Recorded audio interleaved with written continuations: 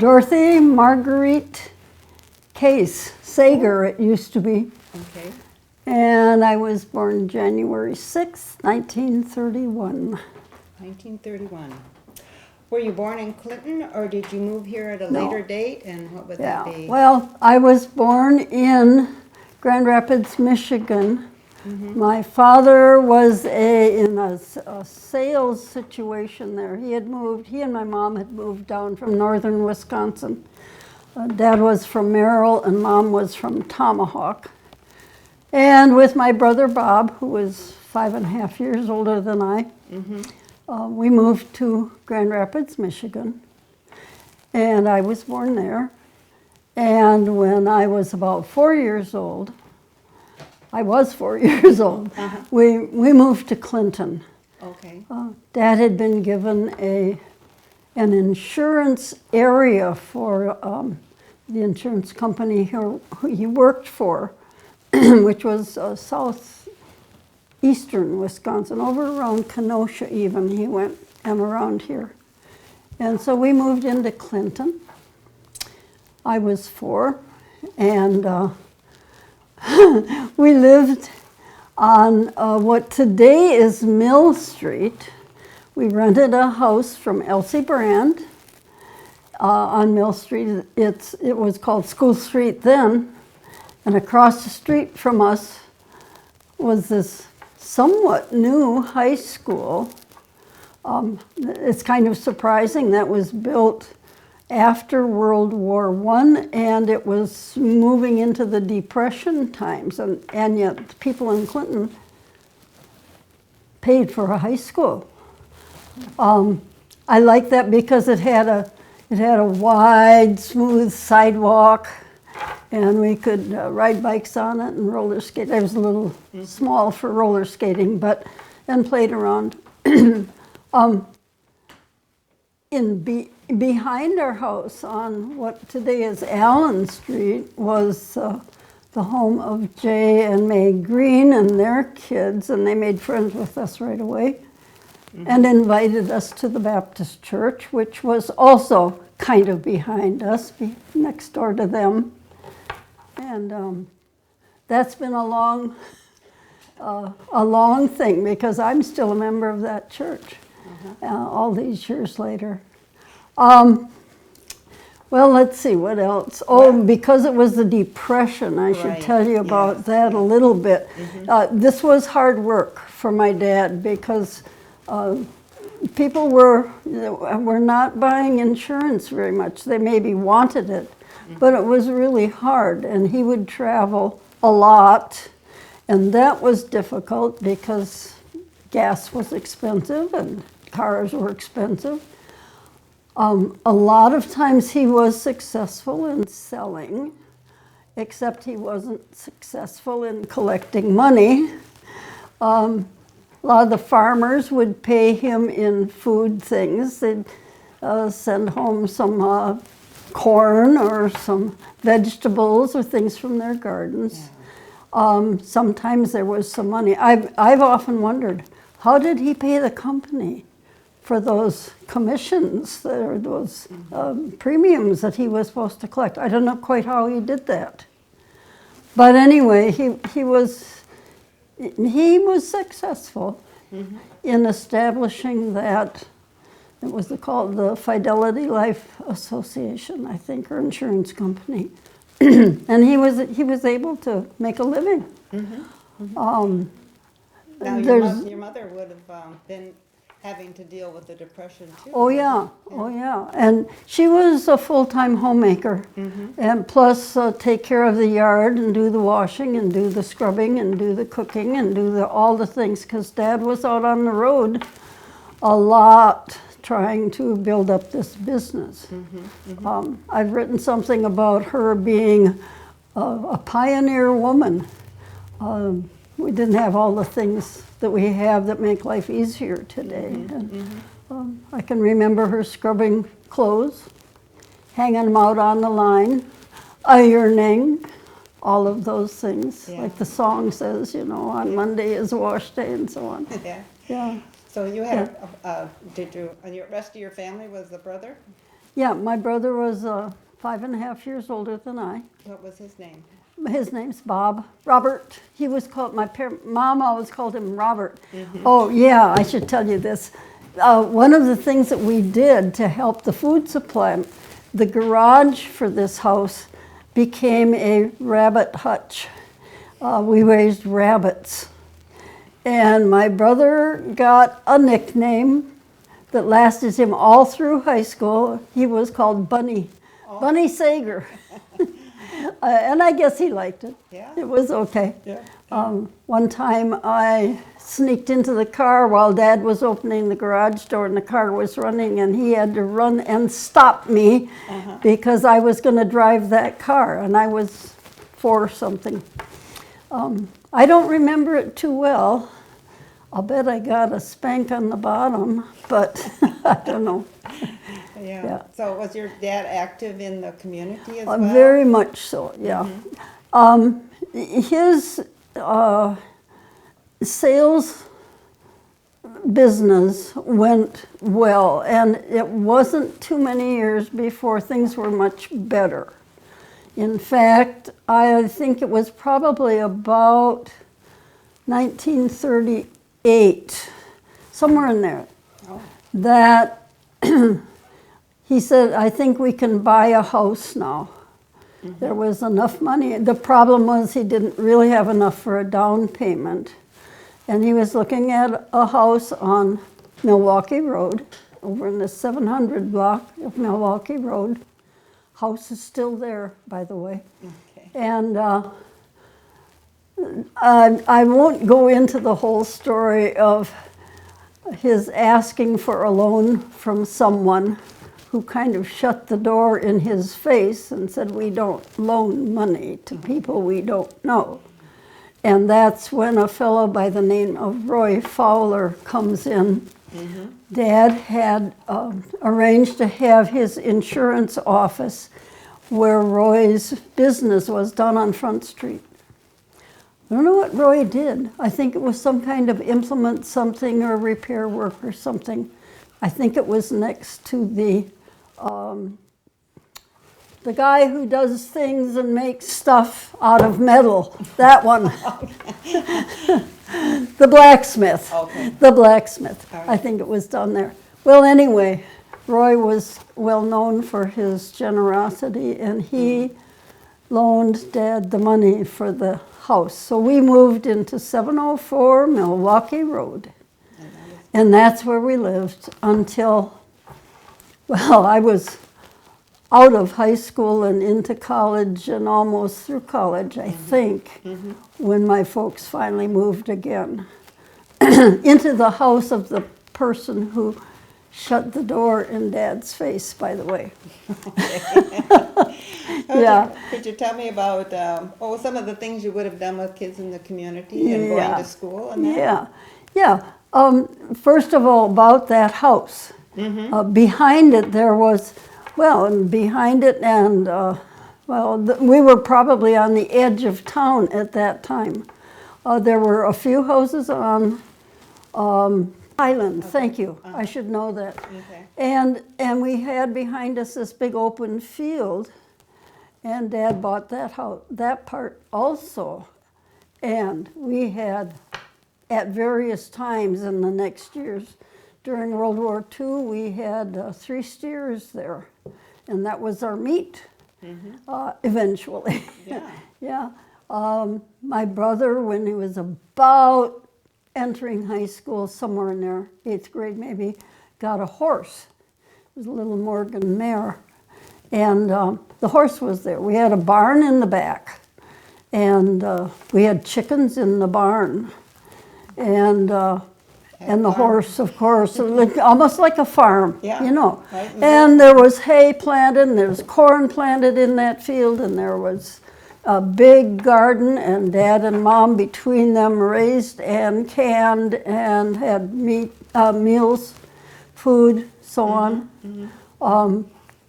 And it was fun because I had lots of room to play, and my brother finally outgrew the horse and I got it.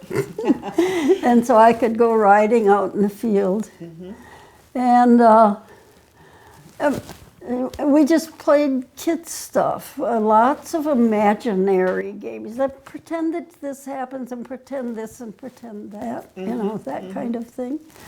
So did you, Riding bikes and roller skating and playing games and all of that kind of ice thing. skating and sledding and all of that too?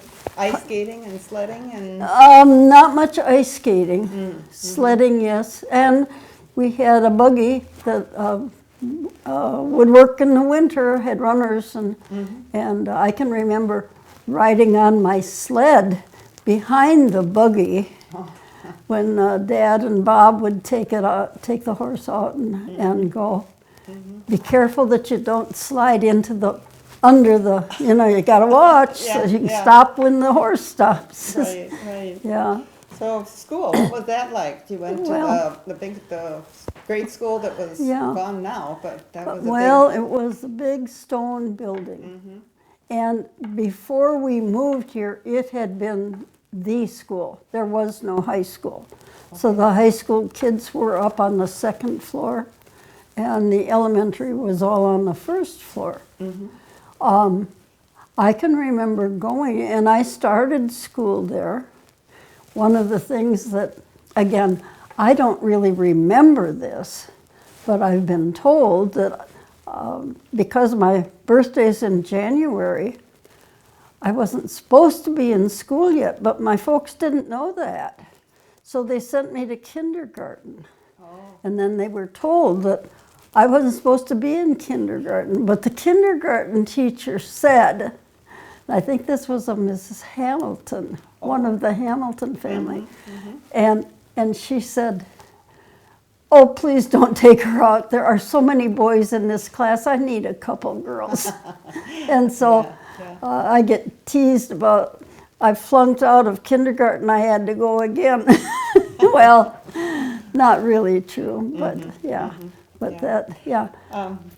I walked to school, by the way, and it was almost a mile, you know.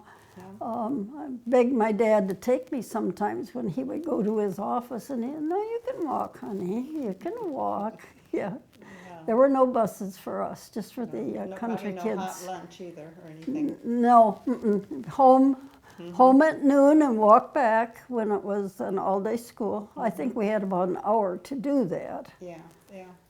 So what was high school like? Well, I think the thing I remember the most about high school is that, I was a joiner.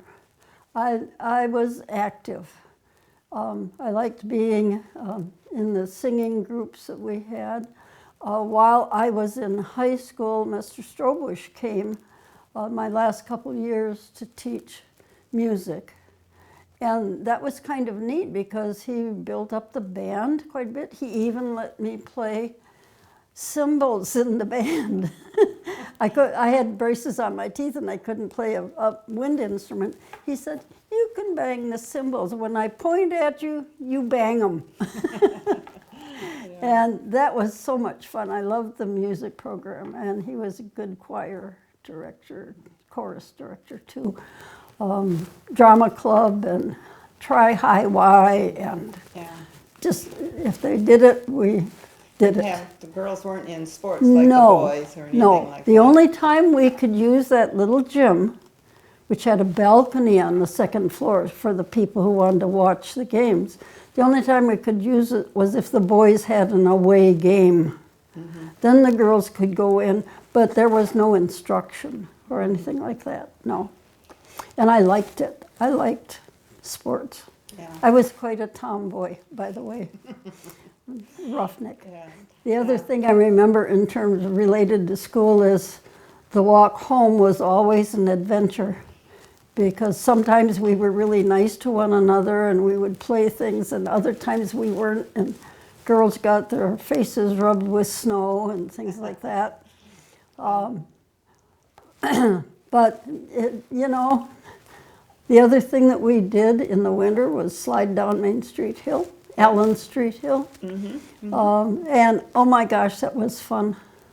Did they close off the street down at the bottom? Yes, they did. One of the 𝘺𝘰𝘶𝘵𝘶 boys went past the stop place and hurt himself quite badly, scratched his face quite badly against the gravel and stuff that was at the bottom. But for most of us, it was safe, and they just closed it off so that cars couldn't go up. I think they may have used one lane, but I'm not sure. Oh, Yeah, yeah. that was fun. It just seems sometimes when I wander around streets today, I take a walk most days, and I don't see kids outside playing much. Yeah. And I think, well, maybe yes, some do. My neighbors always, their kids went outside after school. They had to play out, and they had stuff in the yard, and they had a good time, but not too many. There's TV and electronics and Yeah, all that. now, yeah, I right? think so. I think Yeah. they're inside doing things that don't take too much energy, maybe. Yeah. Now that's maybe critical, but No. I think that's maybe what's going on. Did you have to help out at home that much? I Yeah. mean, or Well, I was the outdoor kind, and I really didn't learn all the nice homemaking skills that lots of young girls did. Main job I did was help with dishes and so on, but learning to cook from my mother, I frankly would rather have been out mowing the lawn or shoveling out the horse stuff, doing anything outside. I just love being, and I still do. I have a hard time when we have to be cooped in all the time and not have activities. when did you decide to want to be a teacher? I think maybe, I've wondered myself sometimes. I think Marion Higgins, she was my 6th grade teacher. I had good teachers all along, but I think I caught something from her. And girls, when I graduated in 1949, women still didn't go into a lot of careers. It was still nursing or teaching or getting married and staying home. My mom was a homemaker all her life, though she helped in the office with my dad occasionally, but that was her job, and she did it well. So I think I majored in, I went to La Crosse State Teachers College, it was called at that time. And I majored in English and in physical education. And the physical education was just because I liked all of that stuff. I wasn't really very good at it. And I think some of my teachers wondered why I was there. English was easy for me. I liked it. I was good at it, and so on. And so I just did. And I was fortunate enough to get jobs right away. I taught in Auburndale, Wisconsin for 2 years, and I was in Horicon, and those were high school jobs for 1 year. Then my education changed because I felt like I needed more. The kids would come and have these questions, and then high school kids have questions. And they want to talk with their teachers about this and that and the other thing, and I just didn't feel equipped to really be much help to them. So I enrolled for a 2-year course in Christian education out in Pennsylvania at the Eastern Baptist Seminary.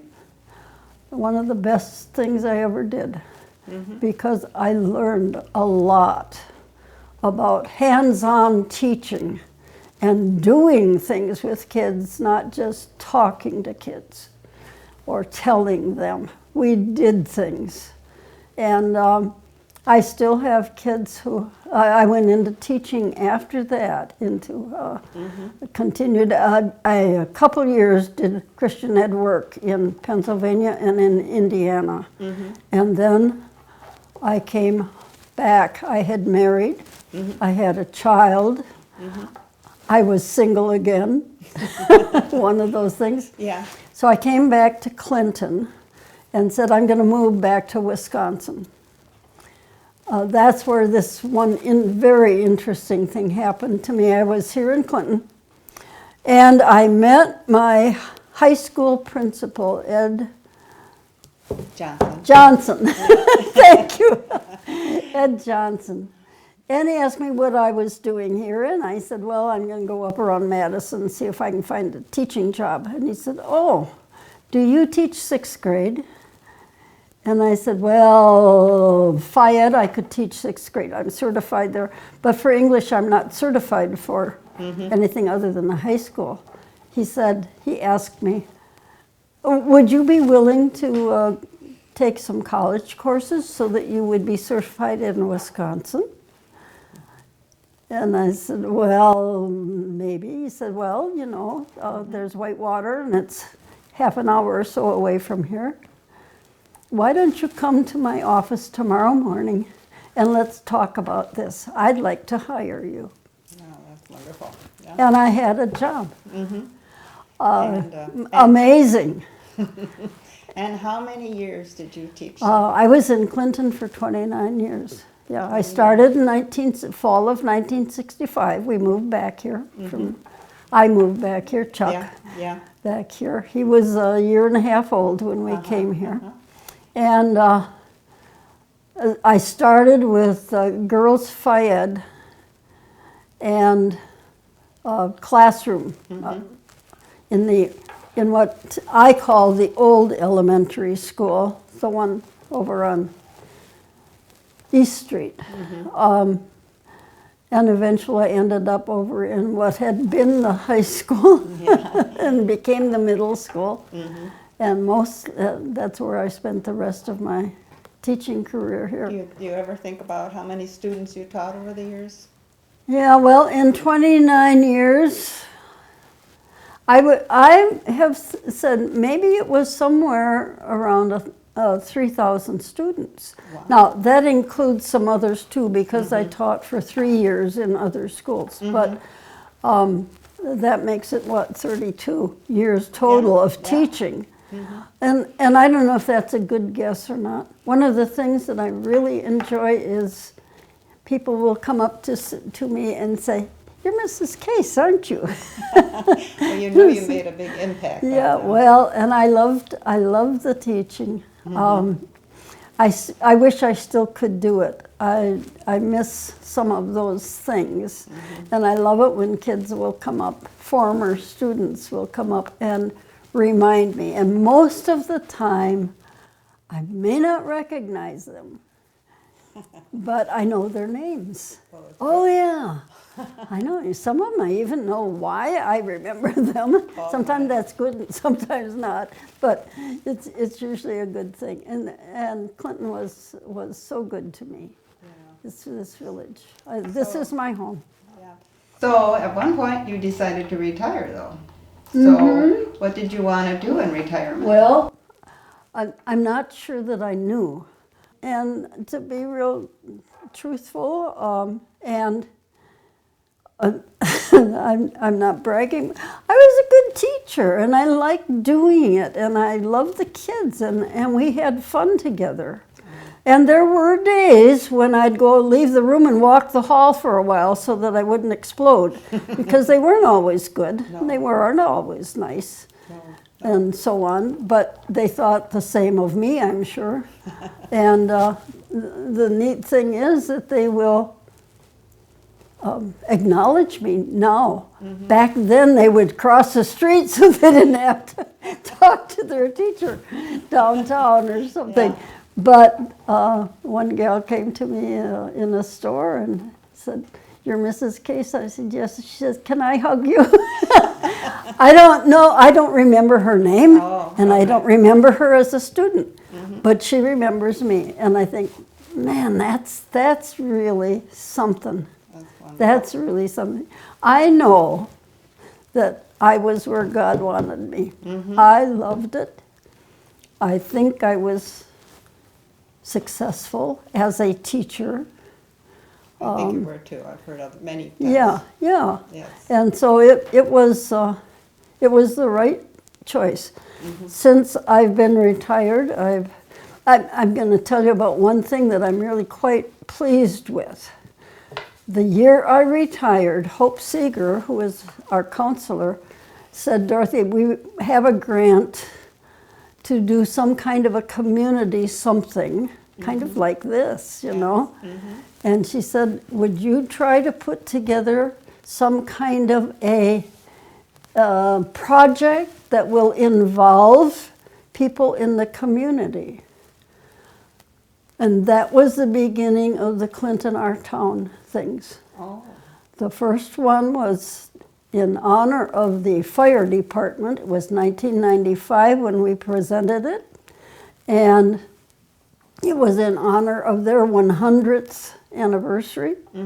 I think it was 100. Would it have been more? But anyway, it was for their anniversary. I still have the sweatshirt, by the way. And I wrote and got some coordination help, and oh my gosh, we had probably 80 or 90 community people involved in that thing. It was big enough that we used our Baptist church to present it, and it was so much fun, and it had so many people. So in '96, we did another one called Clinton Our Town, the 20th Century. And we went through all the decades of the 20th century as Clinton faced them. One of the funniest scenes was when Randy �々𝘠𝘶 sang a song about the elm tree business here. He's so funny. It was fun. And we did another one that featured people who had been in various musicals in the high school. And they came back, several of them came back, and they sang one or two of their solos. And we did another one when Wisconsin had its 100th, would it have been? Anyway, maybe it was the sesquicentennial. Anyway, and it was just called On Wisconsin, and we presented that. And the final one was Friends on Stage, when we tried to raise some money for the auditorium that never has happened. But we again had kids come back who were adults and parents maybe, and singing the songs they had sung when they were juniors and seniors in high school. Wow. It was, we have tapes of those in the library, I think. Maybe here in the Historical Society, yeah. That was a neat thing, and I'm just quite proud of that. How successful that was. Huh? Yeah, Yes, it was so good for the community, yeah. So, Are we about? well, how many years have you lived in Clinton? Well, we moved here when I was 4, and except for those few years away in college and teaching and so on, I'm 91 now, so I guess that puts me at 80-some years, or about 80. Yeah, and I still like it here. I've lived in my house for 49 years as of this past March when we built a house. Okay, 49 years ago you built your house, huh? Yeah, and I'm still in the house, and I still like it. Yeah. Well, is there anything else you'd like to bring up, or I don't know. This is a nice. Other the experiences that you really I don't know. enjoyed? This is just a nice thing for the community, for the Historical Society to do. I was involved with it for a while, quite involved for a while. Other organizations in your retirement? Say that again. Other organizations in your retirement? Well, I'm still very active in our church, and that has been a real. God is so good, Yeah. and that's been a real blessing for me. And I'm a member of the garden club, but I Okay. can't say I'm quite an active member, though I do gardening at my own place. And I learned something and I have good friendships. And I'm a little bit still here, but there's not a lot that I can do physically or whatever. But people are good to me, and Okay. let So me your miss- parents have been gone a number of years, and your brother is gone too. you Yeah, said. my folks died 91 and 92, and Bob died in 99, younger. I'm kind of surprised. He was too. He had a heart attack. Yeah. And Wow. and here I still am, and I'm going to be here until God says it's time. Yeah. And Yeah. yeah, so Well, Dorothy, I want to thank you for sharing your memories of Clinton. And Clinton Community Historical Society is most grateful for your contribution and also for your membership over the years too. yeah, Thank you. yeah, Thank you. yeah. It's an important organization, and I'm glad Yeah. to have watched what has been done with this house and so on. It's quite amazing. Yeah. So I thank you for asking me. You're more than welcome. Love it.